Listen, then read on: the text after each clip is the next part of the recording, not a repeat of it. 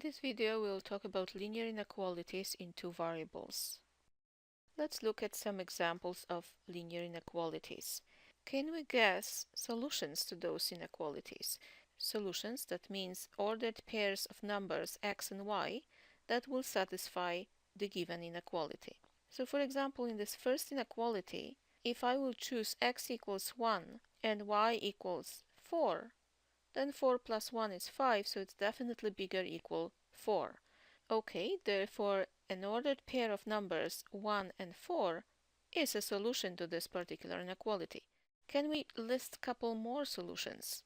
Well, if I decide to keep x equals 1, what is the least number that I can take for y and still satisfy the inequality? Can I use 3? Oh, yes, I can, because 1 plus 3 is 4 and the equation is allowed. So 4 is still bigger equal than 4. Okay, therefore a pair 1, 3 is also a solution. Could I take x equals 1 and y equals 2? Well, that doesn't work, because 1 plus 2 is 3, so it's definitely not bigger or equal than 4. So 1 and 2 doesn't work. This would not be a solution. But I could increase y. I could take x equals 1 and y equals 5, or x equals 1 and y equals 7, or 1 and 11, or 1 and 1,000. So I can produce a lot of ordered pairs of numbers that will satisfy this inequality. Some other ordered pairs would be if I take, for example, x equals 3 and y equals something else, maybe 3 again. So we can create infinitely many such pairs, infinitely many solutions to such inequality. Let's list a few solutions for the second inequality. What if x is 0? How much the y could be? Well, y must be smaller equal than 2 times 0 is 0. So it could be -1. It could also be 0 because of this equation, so 0, 0 is still fine. Or something lower, 0, -10. We could also use fractional numbers for y. Obviously, x doesn't have to be 0. X could be, -1. If x is -1, then I really have y smaller equal -2 inequality to solve. So y could be anything that is smaller or equal -2. For example, -2, -2.5, -3, -5, -11. So we have infinitely many possible solutions. Maybe this time pause the video and try to come up with a few solutions on your own. For example, we could choose something for x, or we could as well choose something for y. For example, if y is 0, then what is this inequality? X would have to be larger than 2. Therefore, x can be 3 or 4 or 5 or anything larger.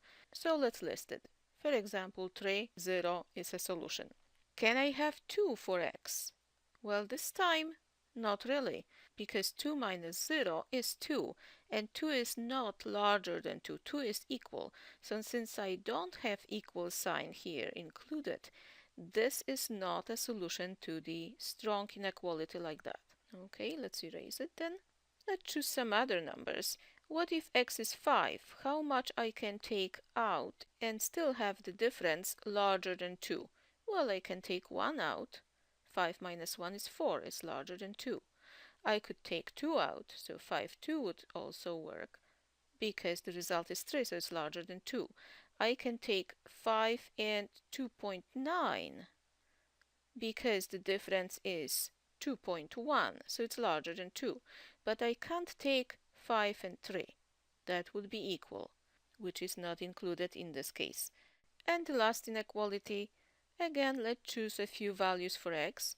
If x is 0, then what the y could be? 0 times 1/3 is 0, so our inequality becomes y smaller than -2. So I can use any number that is actually smaller than -2. For example, -2.1 is fine, but -2 by itself, it's not.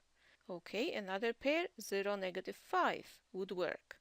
What if x is 3? If x is 3, I have 1 here, so 1 minus 2 is -1. So my inequality for y is y smaller than -1. So for example, 3, -2 would work. And so on and so forth. So we can produce infinitely many solutions. Since there's so many solutions for each inequality, the question is, how can we record all those solutions? So for example, if I start with the first inequality, how can I solve it algebraically? Well, I can solve this inequality for y, giving me y bigger equal negative x plus 4. And then as long as I have a value for x, the value for y is already determined in a way that y must be larger than this expression. So what I can do is list all my solutions, the solution set, using set builder notation by describing the rule. So the solution set to such inequality would be the set of all ordered pairs x, y, such that the y is bigger equal than negative x plus 4. Since I didn't claim what x and y can be from, x and y is assumed to be any real number. However, the y must be larger or equal to negative x plus 4. Okay, so we wrote formally the solution set, but do we see it? What actually are those points? So what we do for inequalities, instead of writing the solution set in algebraic way, we just graph it because visually we can see clearly where's the set of points that will satisfy this inequality. So how do we graph it? Well, first of all, we want to graph this related line, not inequality, but a line which sits on a border of our solution set. So such a line will be called boundary line. We write exactly the same what we had for the inequality, but instead of inequality we just use equation. And if the inequality contains the equation, if the inequality is a weak one like this, then we use a solid line. However, if we deal with strong inequalities like these, the last two examples, then the points on the boundary line are not solutions. Remember, in these two cases, the values for x and y that will make it equal to 2 are not the solutions. For example, in this case, 2 minus 0 is not a solution. However, 2, 0 is on the line x minus y equals to 2. So what we do, we still graph this boundary line, but by a broken line. That would indicate that we're not taking points that are exactly on the line. In our case, though, we have weak inequalities, so we are going to use solid line. Okay, so let's graph this boundary line first. Y equals negative x plus 4 has y-intercept at 4, so it's here. And the slope is negative 1, so we go 1 across, 1 down, create more points like this, and then we need to connect all of them, taking a ruler. The graph of this boundary line looks like that. This point will be 4 as well. So that's great. We have some solution points. It's infinitely many of them already, but there is more to it. For example, if I choose x to be 2, then my y will have to be larger or equal than negative 2 plus 4, which is 2. That means any point of the type 2, that was the value for x, and y is bigger or equal to, so 2, 2, which is on the boundary line, and some other examples, 2, y higher than 2 would be, for example, 3, or 4, or 5, and so on. Well, let's see, where are these points? 2, 2 is exactly on the boundary line as we expected, because that's where the equal sign is used. And then 2, 3 is here, 2, 4, 2, 5, 2, 6, 2, 3.5, and all those points, all of these will be actually among the solutions as well. You can try other points and you will see that every single point on this half a plane will also belong to the solution set. So what we do, we shade this region.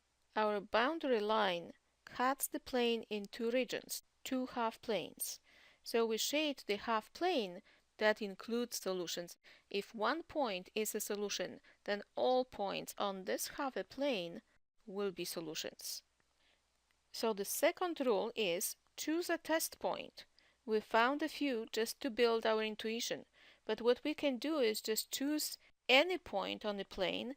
I would suggest to use easy points just for easier calculation. So for example, 0, 0, unless this 0, 0, this origin, will lie on our boundary line. If it does, then choose some other points, for example, 1, 0 or 0, 1, something easy and something that is not on the boundary line. So if our test point is 0, 0, then if we plug in to our original inequality 0 for x and 0 for y, we have 0 bigger equal negative 0 plus 4, which is 4. Then we are asking ourselves, is it true or false? Is 0 bigger than 4? Well, in this case, no, not true. So if this is not true, that means our test point, which is on the graph here, is not a solution. Not solution. Therefore, the half a plane that contains this point will not be among the solution set, so we shade the other half a plane, as we did before just by testing some points. Now, in some other case, if, for example, this tested point will give us a true inequality, we'll shade the plane that contains this point. So again, if a test point satisfies the inequality, we shade the half a plane that contains this point. And if a test point does not satisfy the inequality, like in our case here, we shade the opposite half plane, like we did over here. So that's the solution set with the boundary line. That means if we choose any point from this region and plug into the original inequality, the inequality will be satisfied, will be true.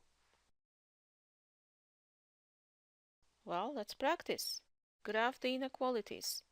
Let's go step by step. The first step is to graph the related equation, y equals 2x. Since this line has y-intercept 0, 0, it comes through this point and the slope is 2, so we go 1 across, 2 up, and again, and again, and again, and join them. We use solid line because the equation is included in the inequality. Now, second step, we need to decide which half a plane should be shaded. Where are our solutions? Over here or over there? Usually we take the test point, which is 0, 0.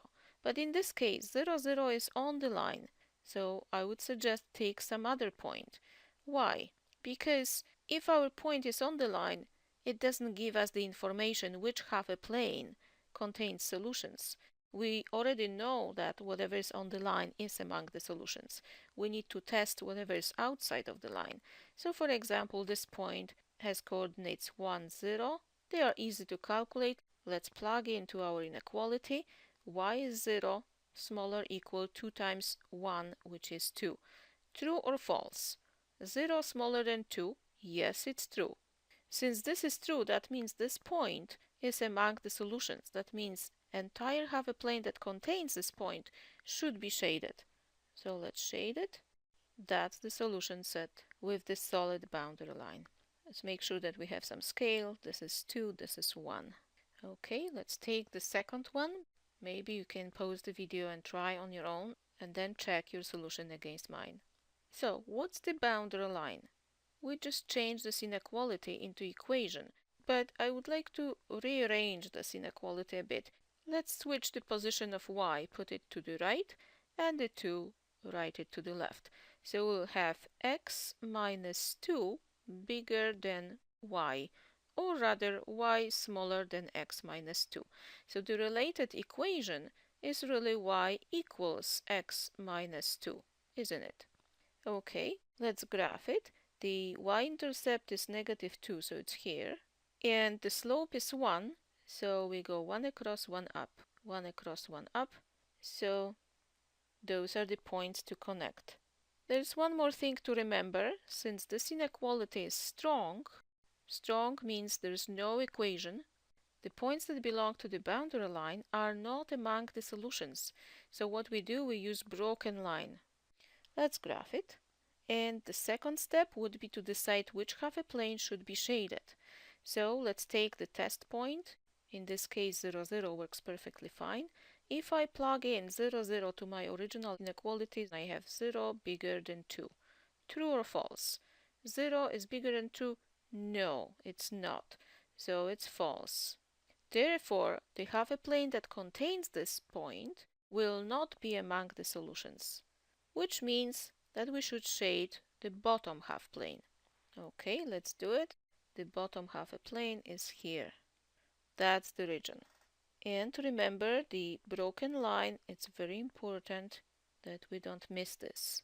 So any point on this line will not work. Only points that are directly below the line will work. And here I would like to build a bit of intuition for you, since when you rate this inequality starting from y, or maybe let's rewrite it, so y is smaller than x minus 2. So normally if y is equal, then we have a line. If y is smaller, remember the y value is detected on vertical direction. So y must be below this line. Then we shade the region that is below the line. So that's pretty intuitive, even without checking a point. Let's check if this thinking works for the first inequality. Yes, y is below the expression that represents the line. So below the line is here. So yes, that works. Using this kind of intuition may help you to catch possible mistake in calculations. Okay, let's try the example C.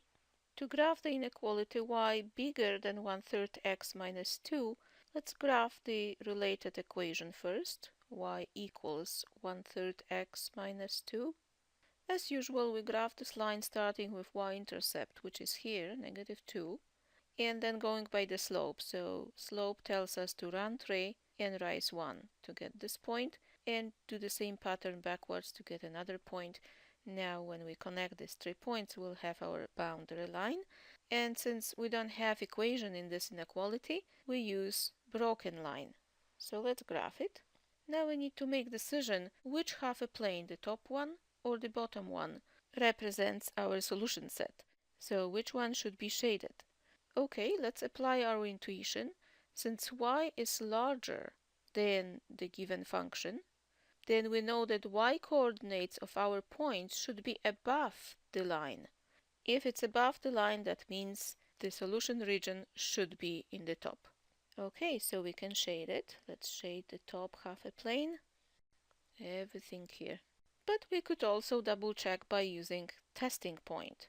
So if I choose a test point 0, 0, after using those values in our original inequality, we end up with 0 bigger than 0 minus 2 is -2.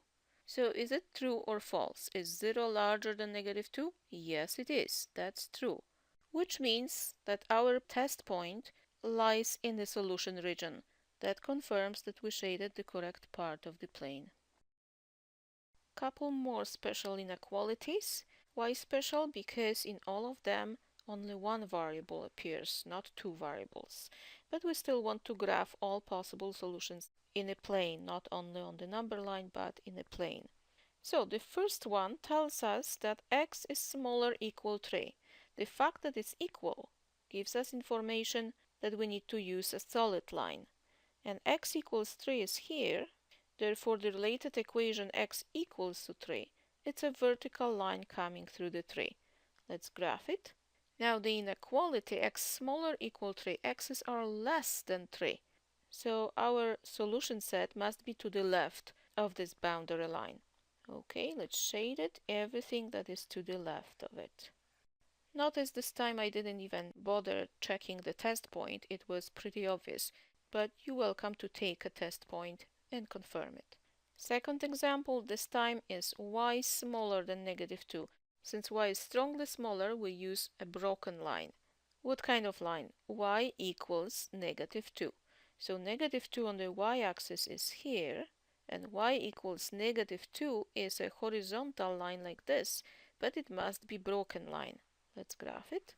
Again, which half a plane should we shade for the solution set? Well, can you guess? Yes, y is smaller than -2, so y must be below the line. Okay, let's shade it then. It's below this horizontal line, everything here, except for the borderline. So make sure that when you graph it, it's really visible that you graph a broken line, not a solid line. And last example, x is larger than 0, so the related equation is x equals to 0. Well, what line represents this equation? X equals 0 is a vertical line that comes through 0, so it's really the same as y-axis. And we use a broken line again because there's no equation. So let's graph it. Here it is. Which half a plane should we shade? Well, x is larger than 0, so it's to the right of 0. So right side needs to be shaded, like this. I hope you will enjoy graphing solution sets in a plane.